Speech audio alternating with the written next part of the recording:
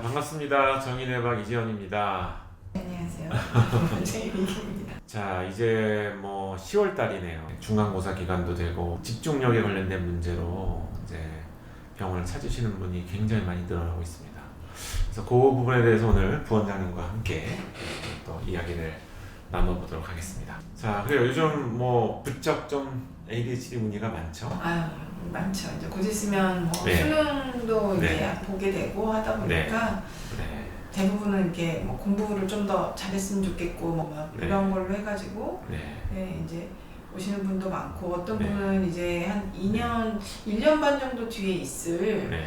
무슨 자격 시험 같은 걸 네. 준비를 하시는데 네. 그때를 대비해서 네. 미리 오셔가지고 네. ADHD가 아닌가 뭐 검사하시는 분도 있으시고 네. 그리고 굉장히 그 시험에 대한 네. 그런 불안 그런 거에 대한 불안 때문에 본인이 조금 공부가 안 되면 ADHD가 아닐까라고 이제 의심을 하는 경우가 꽤 있는 것 같아요. 이런 게 참 안타까운데 과거에 있었던 어떤 여러 가지 경험을 통해서 얻어진 지혜, 지식을 이해하고 이거를 습득하는 이런 공부가 아니라 그 텍스트북에 나와 있는 내용을 그냥 암기하는 식의 공부를 하는 게 이게 너무 큰 문제인 것 같아요. 한국의 이제 경제 쪽을 뭐 굉장히 넓게 보시는 분이신 것 같아요. 저도 이제 뭐 유튜브를 찾아보다 보니까 우연히 그분이 하시는 말씀을 들었는데, 그럼 이제 외국 생활을 굉장히 많이 하시면서 우리나라 사람들, 우리나라 어떤 시스템의 문제점 이거를 이야기를 하시는 거를 들었는데, 거기서 그런 말씀을 하시더라고요. 근데 우리나라의 가장 큰 문제는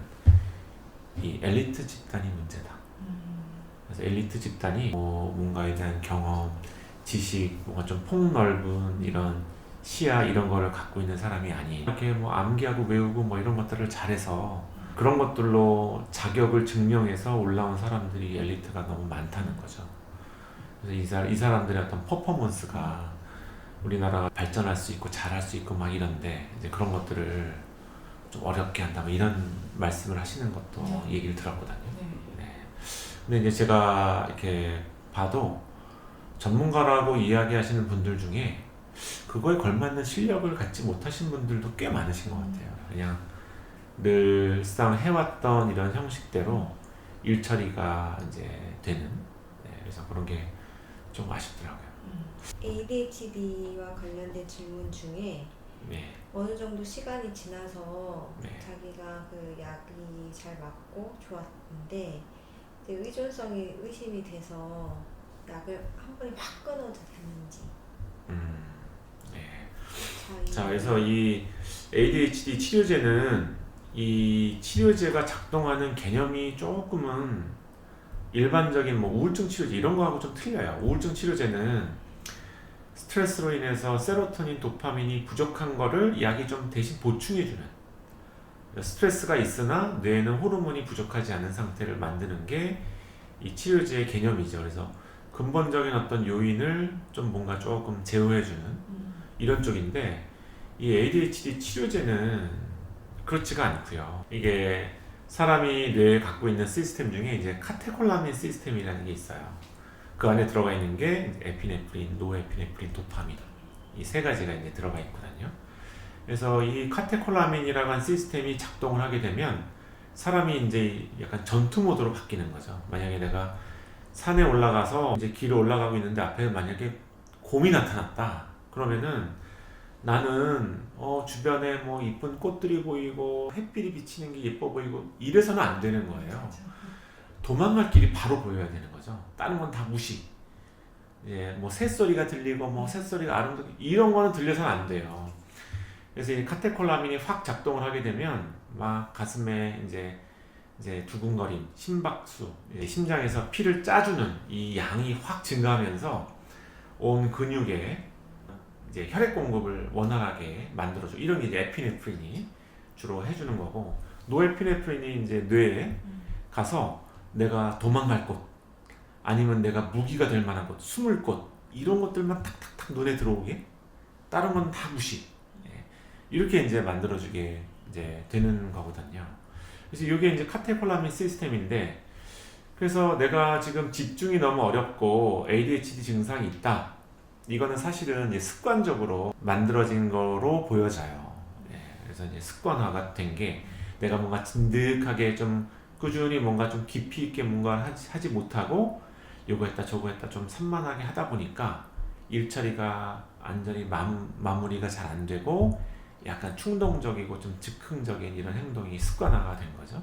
이런 게 이제 ADHD인데, 근데 카테콜라민이 딱 작동하게 되면 그런 모습들이 사라지면서 내가 해야 될 거에 확 집중을 하게 되는 거거든요. 예. 그래서 이게 근본적인 이유는 습관이 잘못된 건데, 이거를 카테콜라민 시스템을 이용을 해서 집중을 어느 쪽으로 확 가게 만들기 때문에 이게 이제 근본적인 해결책은 사실은 아닌 거죠. 예. 근데 어쨌든 내가 이 약을 복용하면서 그래도 막 좀 전투 모드로 집중력 있게 뭔가를 꾸준히 하다 보면 그럼 서서히 이렇게 꾸준히 뭔가 진득하게 하는 게 새로운 습관으로 자리 잡히는 거죠. 그래서 그렇게 되고 난 다음에는 약을 끊어도 사실은 옛날에 있었던 어려움이 없어져야 되는 거죠. 그래서 보통 이제 ADHD 치료 기간 그러면 한 2년 정도를 이야기를 하게 되는데, 그 2년이라고 하는 기간이 내가 꾸준히 약을 복용하면서 안 좋았던 습관이 개선이 되는 시간을 이야기를 하는 거예요. 그래서 그렇게 되고 난 다음에 약을 끊었을 때는 이제는 좀 좋게 만들어진 새로운 습관이 나의 여러 가지 어떤 활동이나 이런 걸 하는데 불편감이 없는 형태가 되어야 맞는 거겠죠. 예.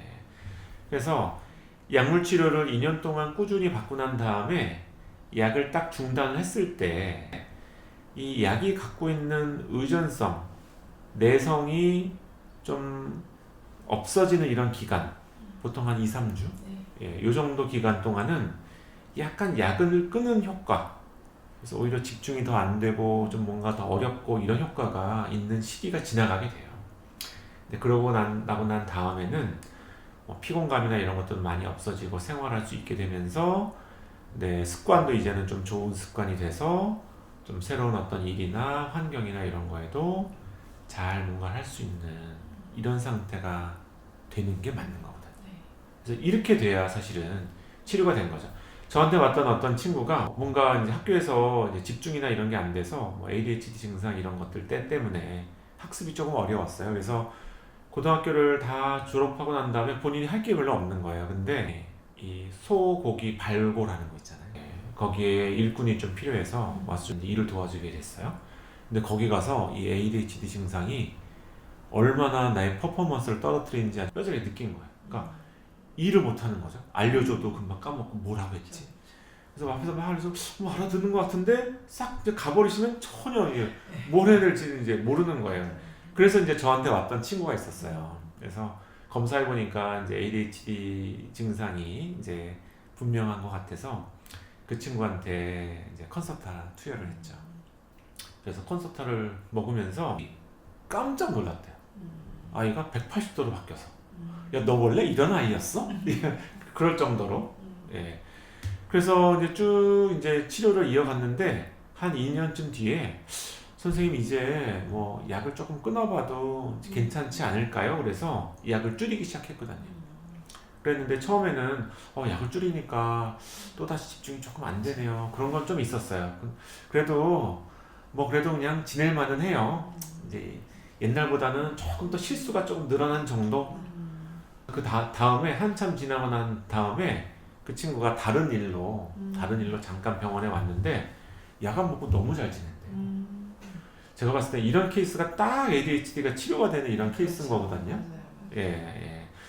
그래서 이제 이렇게 돼야 사실은 맞는 거예요. 근데 내가 만약에 약을 끊었는데 도저히 약 먹었을 때 그런 퍼포먼스를 내기 어려워. 막 이러면은 그거는 브레인 도핑이 좀 일어난 거죠. 네, 내가 이제 쓸 수 있는 능력 이상으로 뭔가. 예, 그래서 원래 치료의 개념이라고 한다면은 2년 정도 약물 치료하고 난 다음에 끊었을 때 내 습관이 개선이 돼서 이제 그걸로 일상생활이 괜찮은 상태가 돼야 사실 맞습니다. 근데 이제 이게 내 퍼포먼스를 좀 올려주는 이런 효과를 가져가다 보니까 이거 없이는 안 될 것 같고 이 약에 너무 의존하게 되는, 이렇게 되게 되면 그러면 나중에 약을 끊는 것도 어려워지게 되고, 그렇다고 이 약을 뭐 평생 동안 복용을 하는 거, 제가 봤을 때는 이 약 자체가 뇌 건강 관리가 잘 안 되기 때문에 이걸로 또 인한 여러 가지 부작용과 어려운 점들이 나를 어렵게 할 겁니다. 이 욕심을 조금 낮추고 내가 할 수 있는 역량이나 이런 것들을 조금 다른 식으로 좀 내가 할 일을 좀 즐기는 방향으로 내 역량 관리를 조금 해야 이제 해결이 될 수 있는 문제가 아닐까 이렇게 생각이 되는 거죠.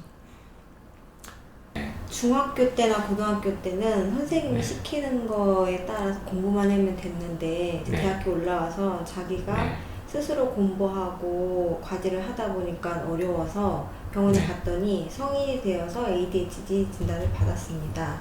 네. 시험 준비하고 약을 먹긴 하는데 약의 효과를 잘 모르겠어요. 그래도 안 먹는 것보단 낫겠지 하는 마음으로 먹긴 하는데 정말 이 약이 저한테 맞는 건가요? 원래 이게 정말 ADHD가 맞다면 컨서타나 메디키넷을 썼을 때 사실은 180도로 달라져야 돼요. 이게 이제 옛날에 미국의 부모님들이 ADHD 치료제를 마술을 부린 것처럼 아이가 확 달라진다고 해서 매직이라고 불렀어요. 만약에 내가 ADHD 치료제를 복용했는데 그게 오히려 집중을 오히려 더 방해한다 이런 경우도 있습니다. 오히려 더 집중을 방해하거나 효과가 없거나 아니면 효과가 조금 있는데 그냥 이거 가지고 다 해결이 안 돼 그냥 반쪽짜리인 것 같은 이런 경우라고 한다면 제가 봤을 때는 대다수가 불안도가 너무 높아서 내가 집중할 수 있는 에너지가 전두엽으로 충분히 가지 않는 거예요. 그래서 생기는 ADHD 증상의 가능성이 이제 높아요. 그러면 이제 치료제가 이쪽에 안 맞는 거예요. 그래서 굳이 막 억지로 치료제를 막 올리고 이럴 필요가 없어요. 그런 약 계통이 아닌 다른 쪽으로 불안을 조금 더 낮춰주고 조금 뇌 건강 상태를 좀 좋아지게 하는 이런 쪽.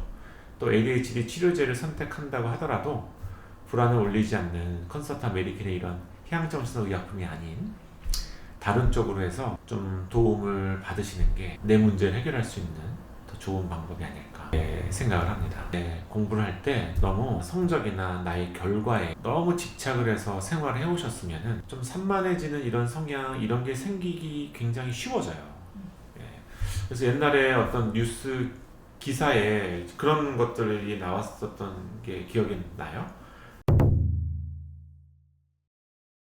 내 스스로 뭔가를 해보고 이런 거 없이 너무 이제 주어져 있는 걸 너무 암기를 한다든지 이런 식으로 생활을 해왔으면은 이게 나의 어떤 습관이나 생활 패턴이나 이런 게 내가 뭔가를 이해하고 뭔가 문제 해결할 수 있는 능력을 갖추고 이렇게 되기가 어렵거든요. 이제 질문을 주신 이 케이스는 제가 봤을 때는 병원에서 뇌파 검사 이런 것들 받아보셔도 좋고요. 불안도가 얼마나 높은지, 완벽주의적이고 예민한 성향인지를 평가를 받으시고 그거를 조금 개선할 수 있는 치료 쪽을 이제 한번 해보시는 게 이제 해결할 수 있는 방향 쪽이 아닐까 이렇게 생각이 됩니다. 자, 그래서 오늘 ADHD 궁금증에 대해서 한 2가지 정도 말씀을 드려봤는데요. 이런 내용이 좀 여러분들에게 도움이 되셨으면 좋겠습니다. 자, 오늘 경청해 주셔서 감사하고요. 이상 저희 여기서 마치도록 하겠습니다. 감사합니다.